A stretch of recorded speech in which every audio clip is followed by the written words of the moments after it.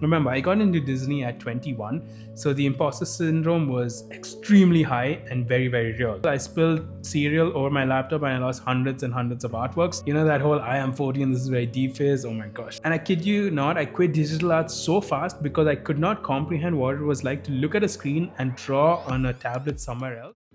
Hey guys, I'm Derek. I'm an artist, and I went from being the troublemaker kid in class who was kicked out literally for doodling all the time to landing a job in Disney before I even completed my college, to then quitting Disney, co founding my own animation studio, and growing my art accounts to over 1 million followers.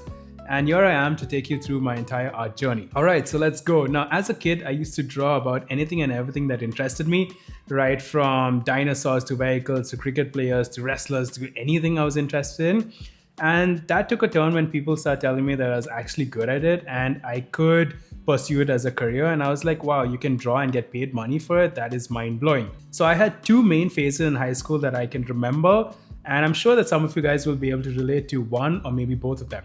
One I call the photocopier phase, where I would literally take references of celebrities or anime characters or movie scenes and create copies of them on paper using pencil, charcoal, ink, or whatever. And the closer I got to them being photorealistic, the better I was as an artist, the more approval I would get. So I thought, okay, wow, I'm going to become a charcoal portrait artist or something like that. And the second phase is the I am 14, and this is very deep phase. Oh man, where I would draw things and I would pour like my heart and emotions into it, and I'd put quotes to them and be like, wow, this is like so deep. And I think this in my head. Like, I remember clearly creating this artwork that had a whole group of people that I filled up on a page, and one of the person did not have a face. And I remember writing big in bold on top, faceless, in the same font that is used in the Facebook logo.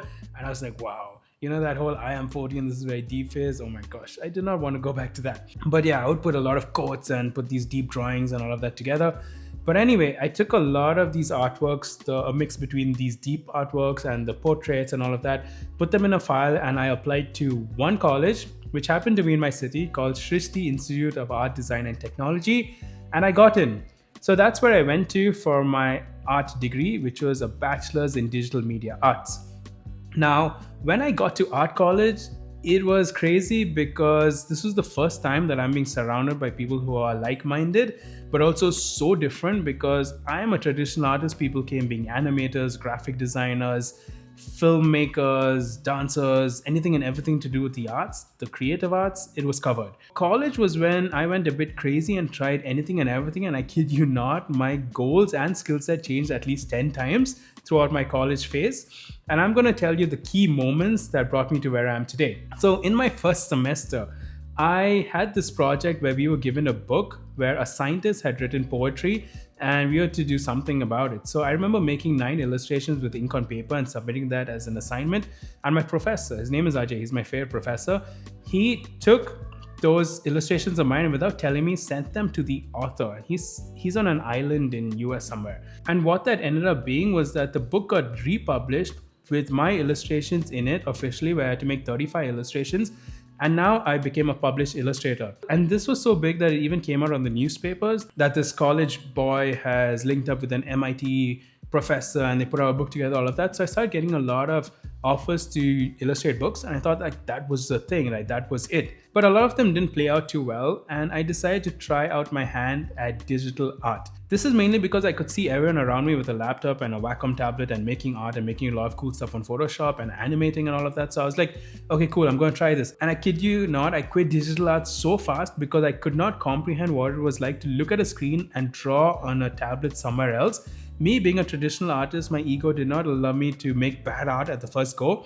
So I tried to photo bash, add textures, use shortcuts, paint over photographs, use all kinds of hacks and things that I would find online. And I just hated it. So I quit it and I went the other extreme where I learned 3D, which is a lot more technical and specific. And I thought, okay, I want to now become a VFX artist and I want to work on films like Transformers or something because those look so cool. So I would attend class, do all the courses, then I'd go home and on my own learn how to model via YouTube videos. And I remember making models of cars and putting them out on Facebook. Strangely, that got me a gig as being a freelance car designer for a startup that was remodeling cars. So I used to work for them after my college hours for a few projects and they did not end too well. And after 3D modeling, I was starting to lose interest because it felt really boring. And one of my friends who's a concept artist, he was like, ha ha ha, I get to design everything in 2 hours and then you spend 2 months making it. Who's the winner? All of that. And I was like really triggered. So I actually went and I started getting into graphic design for some reason, because I used to be easily influenced by a lot of people around me, and they were like, advertisement is eternal, it's evergreen, graphic design is such a transferable thing to learn, and design is essential, all of that. And I would do projects for posters, I would make print illustrations, I would try my hand at everything. And the level of technical perfection and finesse it needed, and color theory and all of that, I just hated. So I came back to digital art in general, but I really liked animated films and animation and video games and movies. So I wanted to get into concept art. Now, my friend from earlier, I would see him in class and he would not pay attention to class or do any of the assignments or anything. He would sit and make masterpieces in like half an hour or an hour just by making landscapes and then putting castles on it and making cool stuff. And I was like, this is so cool, you know? And I was really, really behind. Now, because of the lack of focus, I was doing random stuff like book illustrations and posters for graphic design 3D that I was not really good at any particular thing. And I also saw no future in being like a portrait artist with my traditional skills. So this next year that I took on happened to be one of the most fun years, but extremely brutal as well. Because after class, I would go home and just do studies for hours. A study is where you take like a picture of a landscape or something and create a copy of it without color picking or tracing or anything, you know? So I would do that, and initially the artworks would take me 6 to 8 hours. So I would take like 2 days to make one, and then I would get faster and better. I would develop my own workflows, and I would then take an hour or two per study and got even faster than that. Over time, after drawing so many landscapes, because landscapes were the easiest thing to do because they didn't have to be accurate. Like you can draw a mountain anyhow and it still looks like a mountain, but a person's face digitally, like it's very hard. If you mess up the nose, it looks off, you know? So I would just do a lot of those studies. And as time went by, I started adding characters into this. I started adding my own stories. I started exaggerating the colors, the shapes, the forms. And I ended up with my own art style, which is very similar to what I have right now, and a lot of the workflows I use. So now there's hundreds of artworks that I made during that time. Here's the crazy story. So I had an old MacBook Pro, a 2014 or 2015 model. And one day I was eating cereal and I spilled the milk all over it and it crashed and I could not get it fixed. And also the backup that I had, which was a hard drive where I had put some of my artworks there, that crashed and I could not afford to pay the fees that they were asking. It was some ridiculous amount. And I was like, oh, it's all gone. But I did save some of them in an online portfolio that I put up online on Behance, which you guys can access right now. And that's important because that's the exact portfolio that I used that got me into Disney. But yeah, in a nutshell, I spilled cereal over my laptop and I lost hundreds and hundreds of artworks.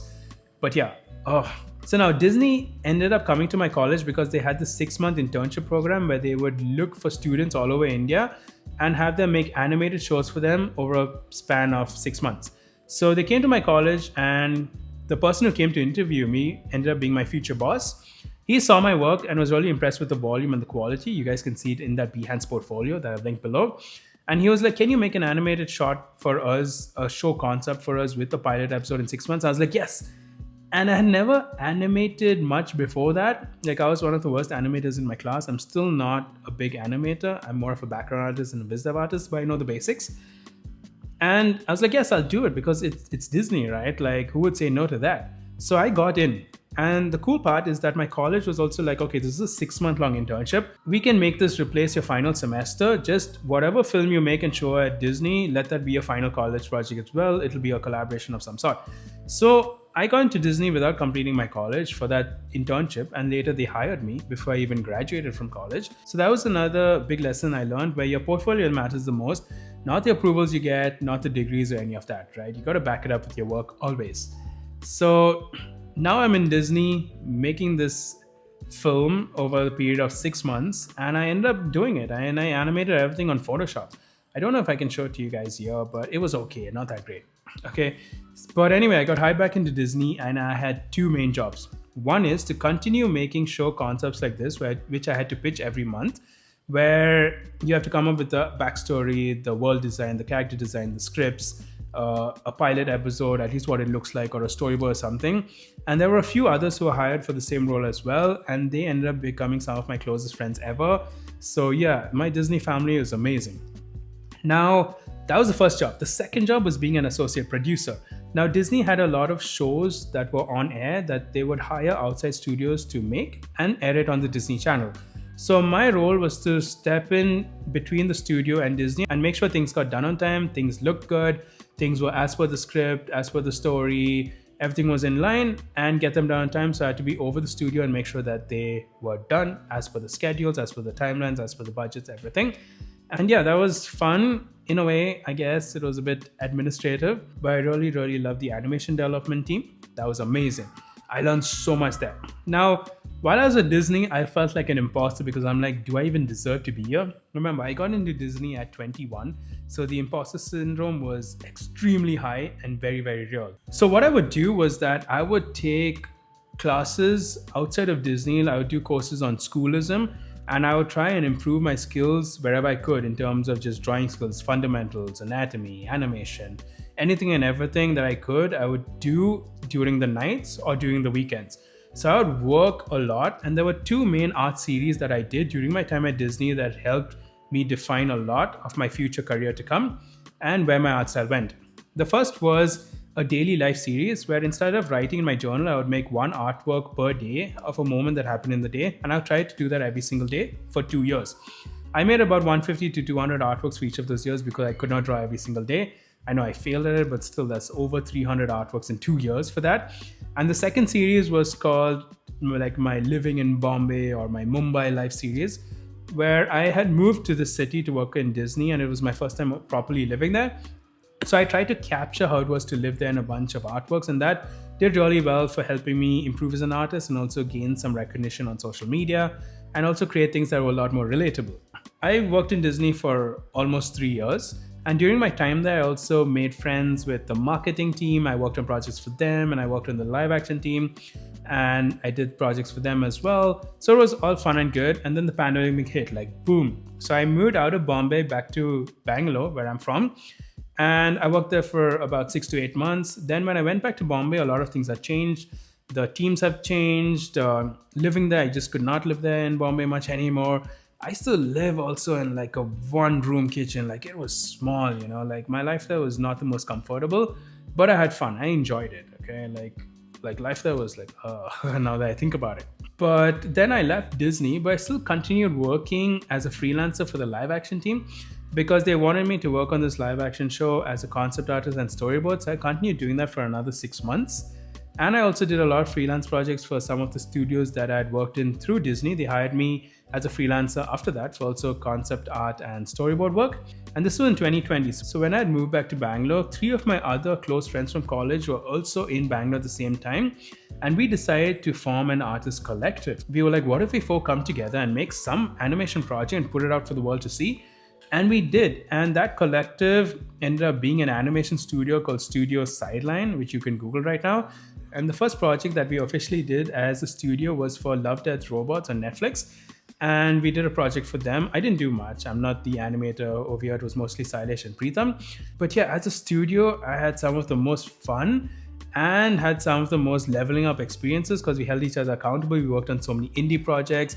We worked on so many different projects that we would have never done individually, which is why I believe heavily in surrounding yourself with the right people and also being accountable to others. Or if you're really good, just be accountable to yourself. It helps you level up like crazy. Like we took on some really ambitious projects, and I also learned Blender, which I never would have if it was not for Sideline. And in 2020 is also where I decided to grow my social media. So I had taken 5 years to get to 1,000 followers, which I had at the start of 2020. Then by mid 2020, I had 10,000 followers, which I gained in about 6 months. And then by Jan of 2021, I had 100,000 followers. So that's when I really started studying social media and getting into it. And if you guys want to know exactly how I did and how you guys can do the same, I put up a free course on YouTube. It's the video just before this one. Do look it up. I put it out as a big thanks for helping me cross 100,000 subscribers on YouTube. So give it a go, look at it. It's almost 50 minutes long, covers every single thing I know. And like I said, it's totally free. So now when it came to social media, it took me a bit of time to understand what worked and how to find a good balance between the art I really like making and the art that social media like to see, which is what ended up as my current art style, which is something that's mixed between anime, mixed between realistic, mixed between a bunch of other artists' work that I looked up to. And the art I make these days is a lot more relatable to the audience. It's very atmospheric, moody. A lot of people like having them as prints. A lot of people like having them as wallpaper, so that works really well for me. And just growing my social media has opened up many doors of income and also opportunities that I never knew I would have had earlier. Like, for example, I now have my Patreon, which is a monthly subscription where you get a behind the scenes on everything that I'm doing. The second thing is a Gumroad, which is my online like art store to download all my brushes, tutorials, everything. And the third thing is online courses, which I put up 3 courses. I have thousands of students and a large community with over 1,000 artists on a private Discord community where we have monthly challenges, have a lot of discussions, anything and everything. And also multiple opportunities to speak on stages, to go to Comic-Con, to even have my own published art book with 3D Total, which is coming out next year. It's already in production. And yeah, it's insane. And it's also a big thanks to you guys. Once again, we hit 100K on YouTube. This is where I am right now. And also, I have a lot of plans in store that I can't speak about yet, but I'm very, very excited for the future. And one of my main goals is to keep leveling up my art. So stay in tune. But this is where we are right now with my artistic journey. This is the art I'm making right now. And I can't wait to show you guys what's in store. And yeah, thank you guys for tuning in. If you guys have any questions, queries, anything about my artistic journey, anything you want more specific, please write it down in the comments below. I'll get to each and every one of them. I'm reading all my comments while I can. And yeah, thank you guys. And I'll see you guys in the next video.